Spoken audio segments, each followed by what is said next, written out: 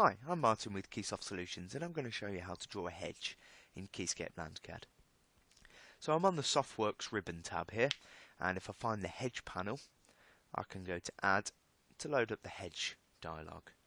Now the first thing to do is to select or draw the length for the hedge. Now I've already got a polyline within the drawing that I know I want to use, so I can use the Select Length button and come and pick this polyline.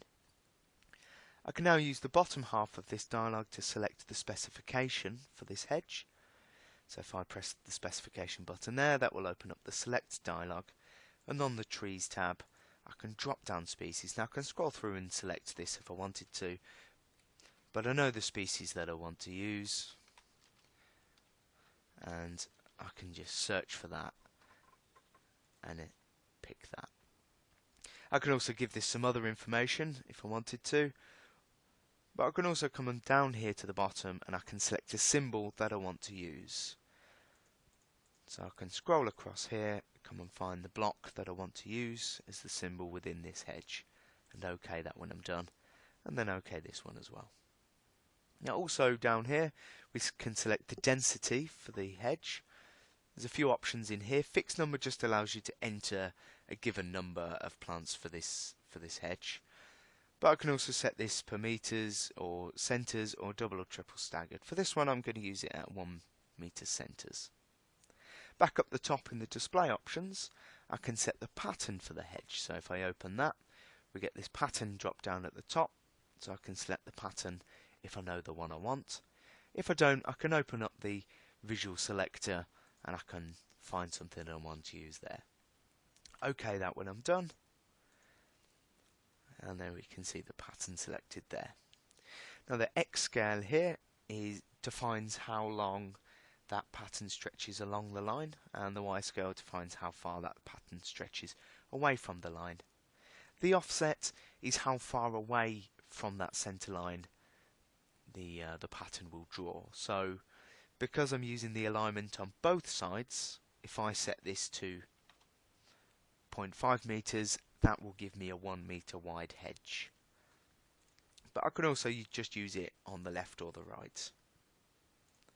The Endcap type defines how the pattern is handled at the end of the line. So that's this section over here. We can leave that open, we can draw a line across it, or we can draw a nice arc over the end, and that's the option I'll go for. Finish that when I'm done. Now we can give the symbol some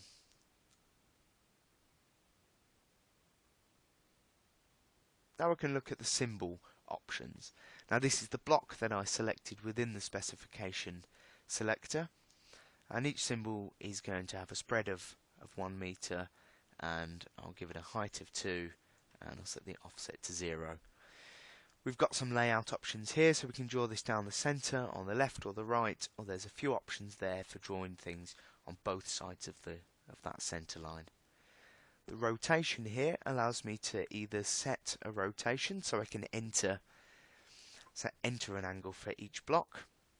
I can use the auto rotate, which will assign a random rotation to each block that gets inserted for this hedge. Or because my polyline here has an arc going around the corner, I'm going to use the auto align, and you'll see when I enter this that it nicely angles each block around the corner. So if I pick that, come and press finished, everything looks good here, so I'll just press OK, and we can see that the pattern's drawn. I'm being asked to select a specification location, drop that into the drawing, and now I can pick the leader point, drawing that from the hedge back to the specification text. When I'm done with that, press OK to finish. We can see here that the pattern is drawn, but that symbol that I selected hasn't. But that's because it goes onto a layer which is frozen by default. So I can come and have a look in my layer properties manager. I can see this hedge symbol layer that's been created, and I can turn that on if I want to have a look. And here we can see the blocks that have been drawn.